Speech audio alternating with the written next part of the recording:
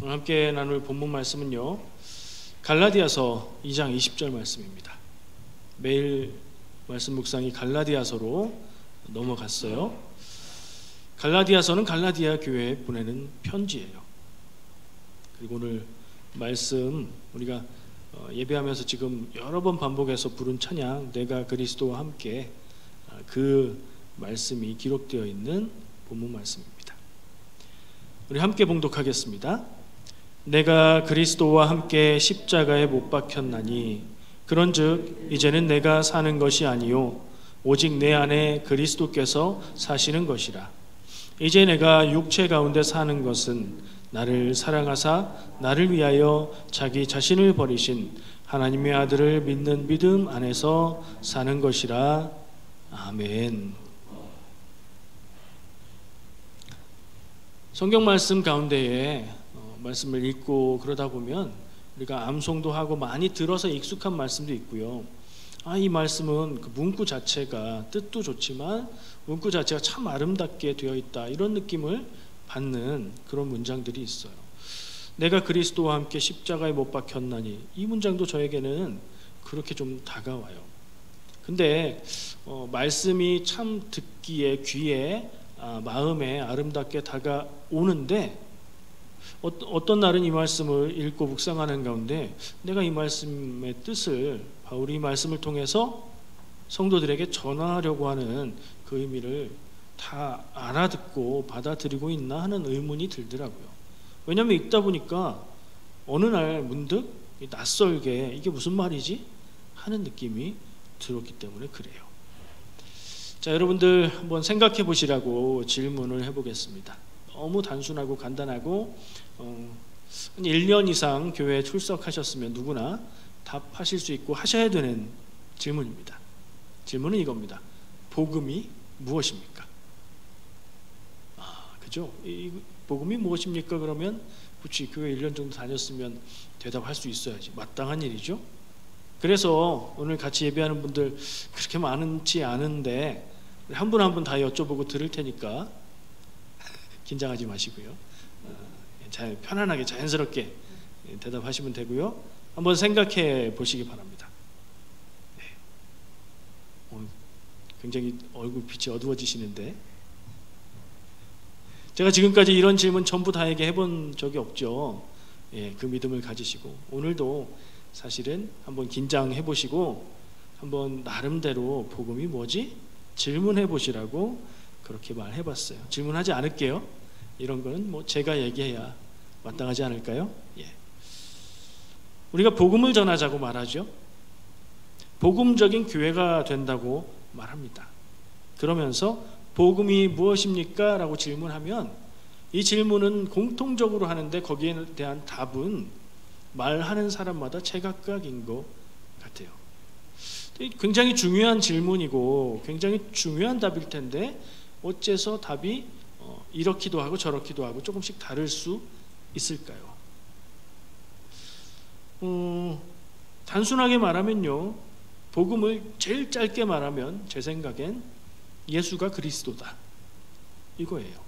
예수가 그리스도인 것, 그것을 믿으면 복음을 믿는 것이고 그게 우리에게 구원이 된다, 이렇게 말할 수 있죠. 근데 여기엔 굉장히 많은 내용들이 녹아 있는 거죠.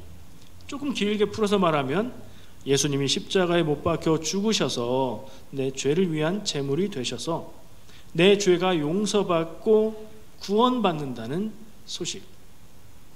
소식이라고 붙인 이유는 복음이라는 말이 복된 소식, 복이 되는 뉴스라는 말이기 때문에 그렇습니다. 내가 구원받는, 내 영혼이 구원받는 소식을 전해주는 것이 복음을 전하는 것입니다. 근데 또 이렇게 요약해서 말하는 내용도 다시 생각해서 다르게 표현할 수도 있는데요, 다시 요약해서 본질을 말하면 하나님이 나를 사랑하신다 라고 말할 수도 있어요. 맞죠? 성경에 나오는 모든 말씀들, 예수님이 십자가에 죽으신 일, 뭐 그런 것들이 다 왜 있었던 일인가? 하나님이 나를 사랑하시기, 하나님이 나를 구원하시기 위해서 하신 일이다, 이렇게 생각하면 이렇게 말하는 것도 말이 돼요. 이것도 길게 말해보면 하나님이 나를 사랑하셔서 내 죄를 용서해서 구원받게 하시려고 예수님을 이 땅에 나의 구원자로 보내셨고, 예수님은 그 사명에 순종하셔서 십자가 죽음의 길을 가셨다. 이것을 믿으면 누구나 구원받는다. 이 소식이 또 복음이 되는 거죠. 제가 간단하게 말하려고 애써 봤는데 제 생각과 저의 신학적인 바탕 안에서도 두 가지를 말할 수밖에 없어요. 그러니까 하나님의 진리이고 구원의 비밀이라면 비밀인데, 그것이 사람의 말로 한마디로 표현하기가, 그 모든 것을 다 표현하기가 어렵고 그럴 수가 없어서 이렇게도 말하고 저렇게도 말하는 것 같아요. 그러니까 지금 우리가 공감하고 고개를 끄덕였던 이런 복음에 대한 정의하고 다른 복음을 누가 얘기한다고 해서 다른 복음이라고 표현하니까 조금 곤란해지는데요. 왜냐하면 바울이 편지 가운데 다른 복음을 전하는 것, 이런 표현들을 쓰잖아요. 그건 이단적인 복음을 얘기하는 거고요, 가짜 복음을 얘기하는 거고, 그거가 아니더라도 바른 믿음인데, 좋은 믿음인데 복음에 대해서 조금 다르게 설명할 수도 있다는 거예요. 굳이 불편해하고 오해할 필요가 없어요. 성경에도 그렇습니다. 성경에서 말하고 있는 복음도 여러 가지라는 생각 해보셨나요? 아마 안 해보셨을 것 같아요. 왜냐하면 우리는 성경에 나오는 복음에 대한 내용들을 통으로 다 합해서 이해하고 있기 때문에, 그걸 굳이 이렇게 따로따로 나누지 않기 때문에 다르다는 생각은 안 해보셨을 것 같은데, 저는 한번 생각해 봤어요. 복음에 대해서 예수님은 뭐라고 말씀하셨을까? 예수님이 세상을 향해서 가장 먼저 전하신 메시지가 복음이 아닐까요? 뭐라고 하셨죠? 처음에 회개하라, 천국이 가까웠느니라. 예수님이 전하신 모든 말씀들, 행하신 모든 일들의 핵심은 그 말씀에 집중이 돼요. 회개하라는 거예요. 삶을 돌이키라는 거예요. 지금처럼 살지 말고 하나님의 뜻에 맞게 사는 삶으로 삶의 방향을 바꾸어라. 회개가 죄 용서해 주세요, 이게 다가 아닌 것은 길게 설명 안 해도 아시죠? 삶의 방향을 바꾸는 겁니다. 회개하라, 천국이 가까워왔느니라, 복음이죠. 근데 여기에는 예수님의 십자가도 없고, 그렇죠? 다른 설명들에서 말하는 이런 내용들이 없죠. 그럼 이게 다른 건가? 틀린 건가? 예수님이 말씀하셨는데, 이런 생각을 하게 돼요. 그리고 또 다른 설명을 하고 있는 복음이 있는데, 사도행전에서 예수님의 사도된, 예수님의 직계 제자, 이 사람들이 성령을 받습니다. 기도하다가 성령 받고 밖으로 나가서 복음을 전하기 시작합니다. 사람들에게 전도를 하기 시작해요. 그 전까지는 예수님이 십자가에 못 박혀 죽으시고 부활하셔서 승천하셨지만 그래도 아직 두려운 마음에 밖에 나가지 못했고 숨어 있었고 모여 있었고 기도만 하면서 예수님이 보내주겠다고 하신 성령을 기다리고 있었어요. 근데 성령이 오셨고 성령의 임재가 있고 성령님의 인도하심에 의해서 나가서 복음을 전하기 시작하는데, 그 말의 내용을 요약하면 하나님이 예수를 살리셨다. 그 예수가 우리의 구원자다, 이겁니다. 조금 내용이 다르죠. 회개하라, 천국이 가까이 왔느니라 에서 이건 중심이 뭐냐? 믿는 사람들의 삶이 중심이라면, 이 말씀은 사도들이 전한 또 다른 복음은 하나님이 예수를 살리셨고 그 예수가 우리의 구원자다, 예수 그리스도에 대해서 중심에 두고 복음을 전하기 시작하죠. 그리고 오늘 우리가 함께 나누고 있는 바울이 전하는 복음의 핵심을 구조적으로 정리해서 딱 핵심만 얘기해보면, 바울에게 와서는 예수님의 십자가 죽으심이 굉장히 강조됩니다. 그러니까 복음에 대해서 이야기할 때 우리는 당연하게 예수님의 십자가 죽으심이 우리의 죄를 위한 제물이 되십니다, 이게 핵심으로 들어가거든요. 현대 교회에서 복음을 전하고 전도할 땐 이게 반드시 들어가요. 근데 이전까지는 예수님이 전하신 복음에도 사도들이 전했던 복음에도 예수님의 십자가 죽으심을 그렇게까지 강조하지는 않았어요. 그러면 이전의 복음들하고 바울이 전한 복음하고 뭐가 맞지? 혹은 세 가지로 성경에 나타난 것으로 볼 수 있는 이 복음들이 뭐 하나가 맞고 다른 두 개는 틀린 건가? 어떻게 된 걸까? 하는 의문이 생기죠.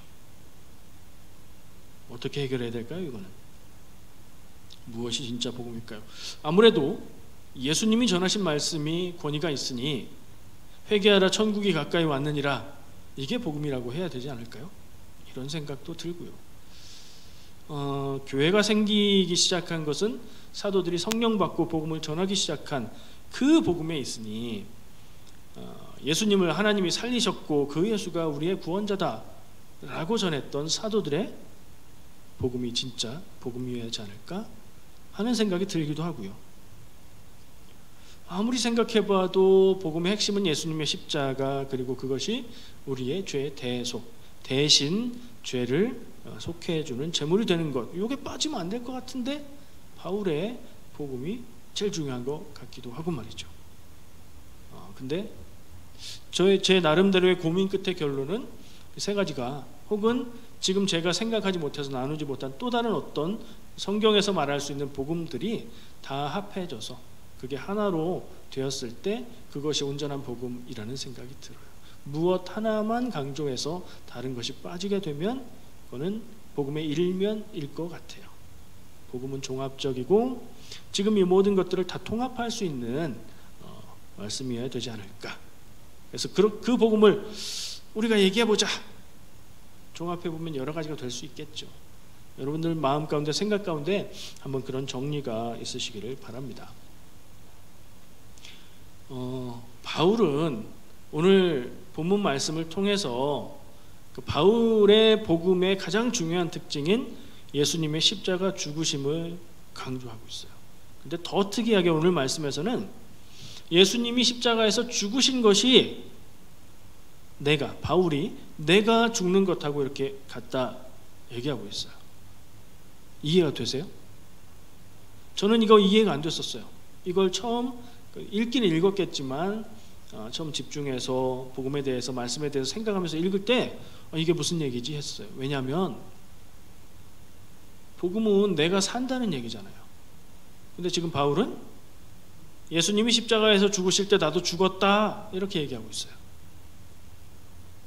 여기서 막 꼬이고 혼란이 느껴지는 거예요. 저는 제 짧은, 예전에 어렸을 때 제 짧은 생각으로 죽으면 안 되는데, 살아야 되는데, 예수님의 십자가 죽으심이 나의 삶이 사는 게 돼야 되는데 바울은 어떻게 죽는다고 하지? 그러면서 읽어보니까 뒤에 가니까 또 산다고 얘기해요.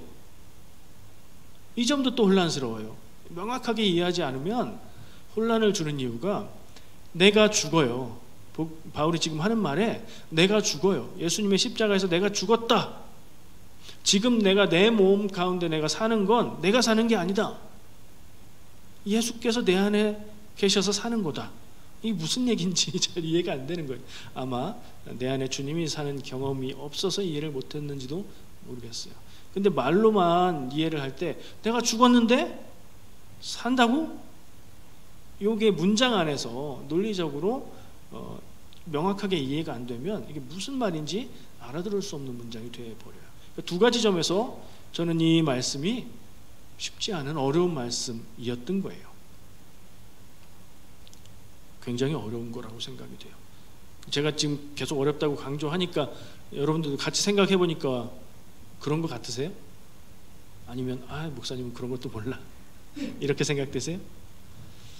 맞아요. 한편으로 생각하면 이거 굉장히 어려운 것 같기도 한데, 온 세상의 모든 교회의 모든 성도들이 지금 이 시간에도 모든 순간순간 이 굉장히 이해하기 어려운 말씀을 들을 때 아멘 하고 믿음으로 고백을 해요. 예수 그리스도의 십자가 죽으심이 우리의 구원이 됩니다. 아멘 하죠. 나의 죄를 위해서 하나님의 아들 예수 그리스도께서 십자가 고통 가운데 죽으셨습니다. 나를 위해서요. 가슴을 쥐어짜면서 아멘 하죠. 그렇게 순종하신 예수님을 하나님이 살리셨습니다. 아멘. 우리의 삶 가운데, 내 경험 가운데 죽은 사람이 살아나는 걸 한 번도 본 적이 없으면서도 그게 막 믿어져서 그 어려운 일을 모든 성도들이 다 믿음으로 고백하고 믿고 있어요. 너무나 익숙하게 고백하고 받아들입니다.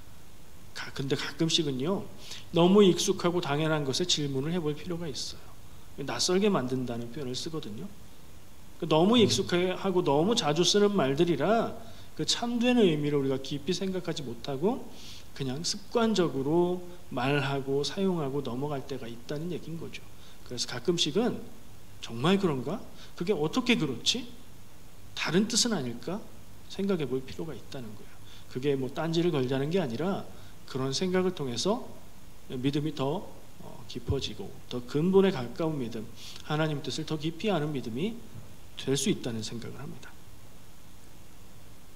오늘 본문 말씀을 좀 단순하게 요약해 보면요, 예수님의 죽으심이 곧 나의 죽음이다. 이제 나는 죽고 내 안에 예수 그리스도께서 사신다. 그래서 나는 예수 그리스도를 믿는 믿음으로 산다. 이 말이죠. 요약 잘했죠. 죽었는데 또 산다 이렇게 얘기하고 있고요. 아까 얘기한 대로 십자가의 죽으심이 우리가 그 다른 생각들에서는 곧 나의 사는 것이라고 연결했던 것과 다르게 십자가의 죽으심이 나의 죽은 것 같다 라고 얘기하기 때문에 이런 부분들을 정리해야 이 말씀의 의미가 더 잘 우리가 받아들일 수 있을 것 같아요. 제가 고민을 했어요.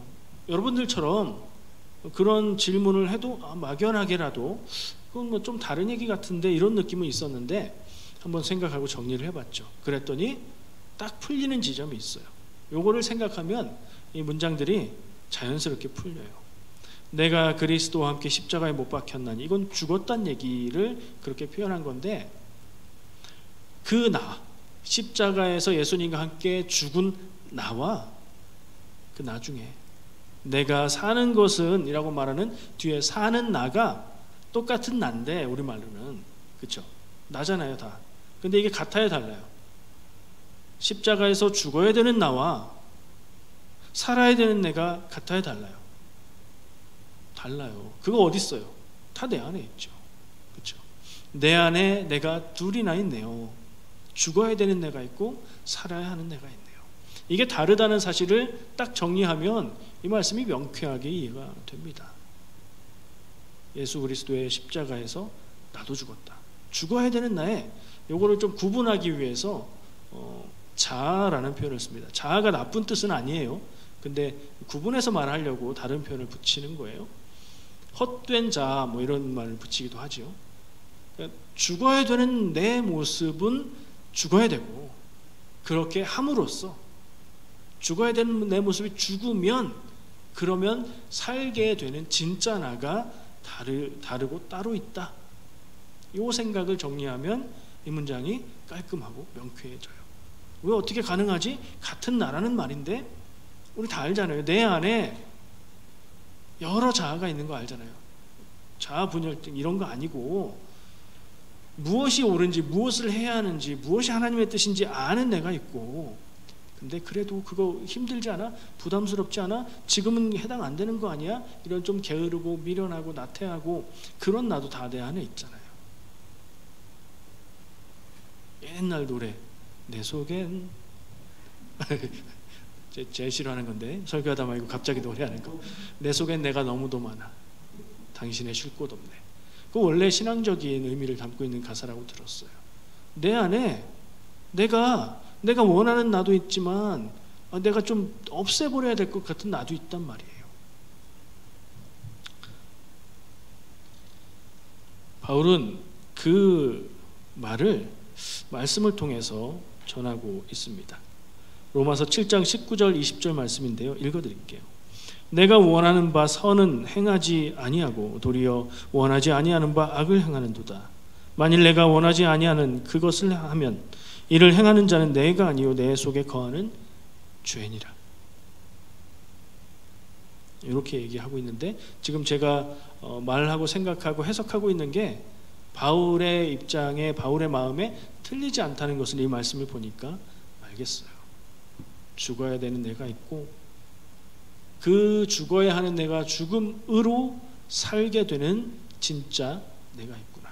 보통은 그 나가 내 안에 둘 다 섞여 있는데, 그러면 반반에서 반은 조금 모자라고 반은 좀 괜찮고 그래야 되는데 그렇지가 않은 거죠. 깨끗한 것과 더러운 것이 함께 있으면 섞이면 그냥 다 더러워지는 거니까요.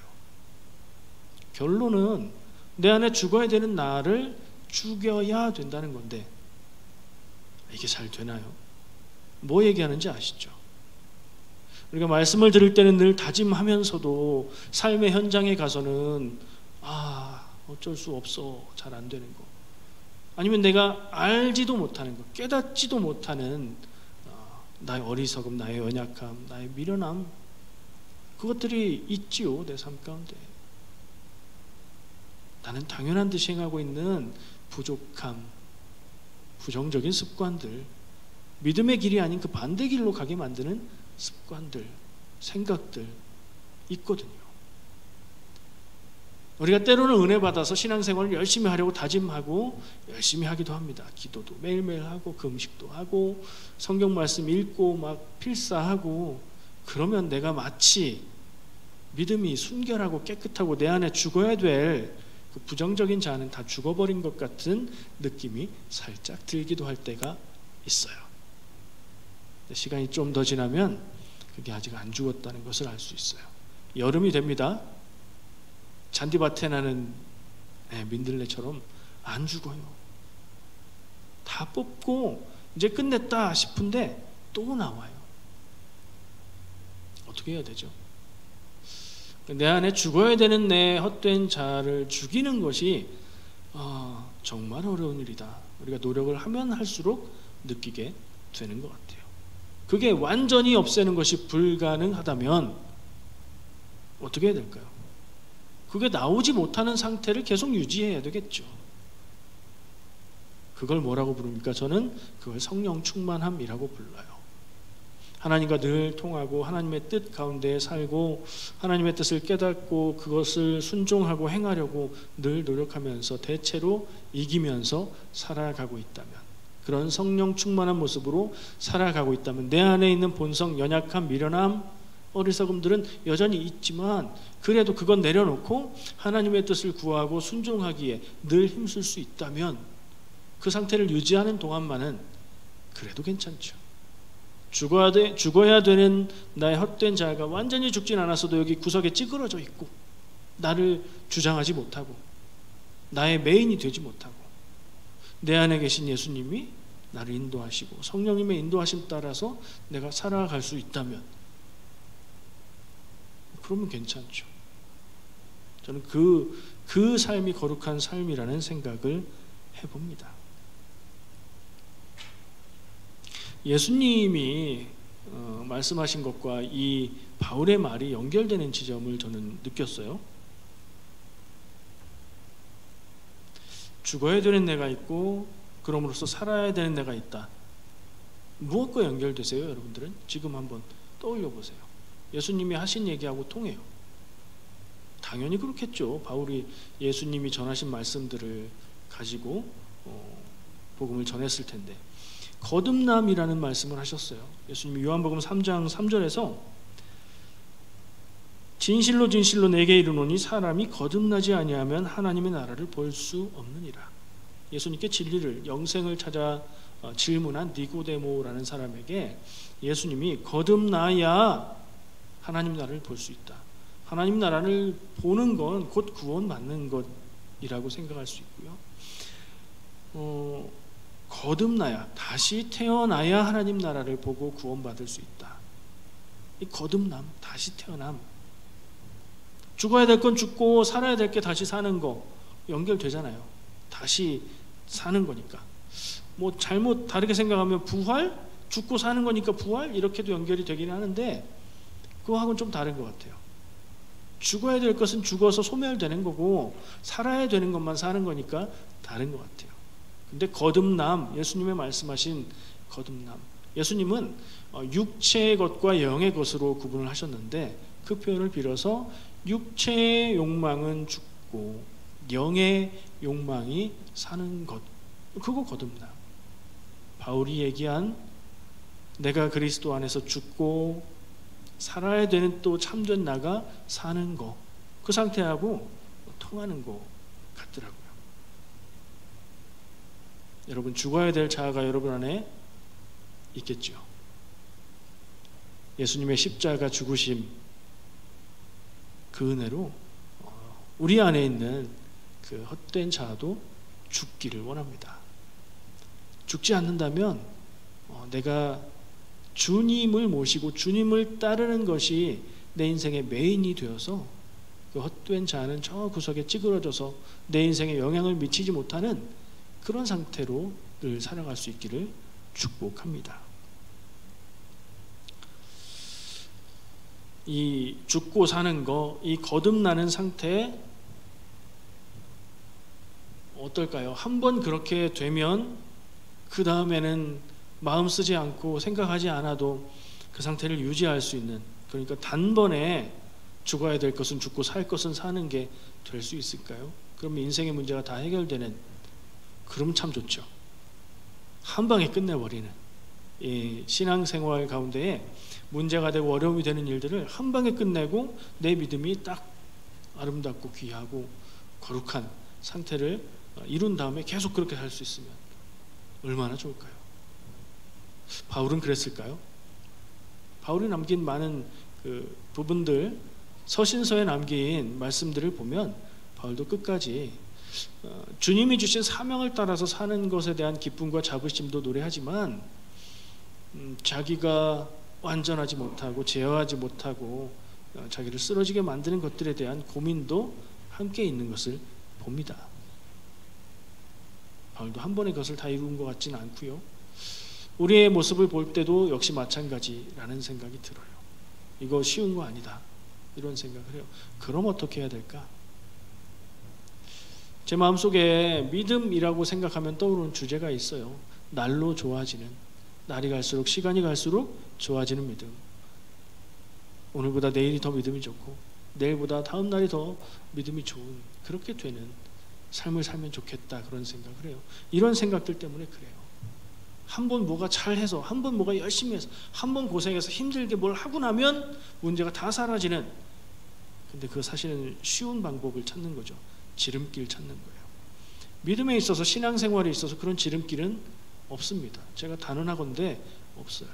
그렇게 말하면 그 말을 하고 그런 생각을 갖고 있는 사람의 그 부분은 거부하시기 바랍니다.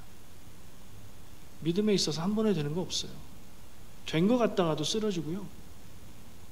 거기서 포기하지 않고 또 나아가고 그렇게 살아가는 거죠.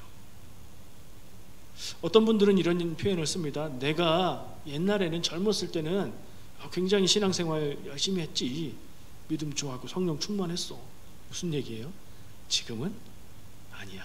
근데 내가 전에는 그런 적이 있다는 얘기죠. 근데 그 말은 참 믿음의 삶을, 믿음을 중심으로 지키고 살아가는 삶을 그때는 살았는데 지금은 그렇게 못 살아, 이 말이잖아요. 좀 그런 삶이 아니었으면 좋겠어요. 그런 왕년을 말하는 얘기보다 인생이 끝나는 순간, 누구나 다 만나게 돼, 내 인생의 마지막 순간이 내 믿음의 최고조인 그런 삶을 살았으면 좋겠어요. 하루하루, 순간순간 믿음의 싸움을 계속 싸우며 이기며, 때로는 쓰러져도 다시 일어나서 이기며 나아가서 내 인생의 가장 마지막 순간이 가장 믿음이 훌륭한, 아름다운, 거룩한 그런 삶을 저도 살았으면 좋겠고 여러분도 그러셨으면 좋겠습니다. 우리 사랑하는 성도님들은 모두 이 평생의 싸움에서 끝까지 승리하시기를 축복합니다. 기도하겠습니다. 나를 사랑하시고 나를 위해 예수 그리스도를 이 땅에 보내셔 십자가에 죽게 하시고 그것으로 나를 구원하시는 주님, 내가 그 하나님의 계획하심과 인도하심을 따라 구원 받는 삶을 살기 원합니다. 예수님의 죽으심이, 예수님의 순종하심이 헛된 것이 아니게 되기를 원합니다. 오늘 바울 전한 말씀처럼 나도 예수 그리스도의 십자가 죽음과 함께 나의 헛된 자아가 죽고, 그래서 나의 참된 내가 살아 주님과 동행하는 인생 살게 하여 주시옵소서. 예수님의 이름으로 기도합니다. 아멘.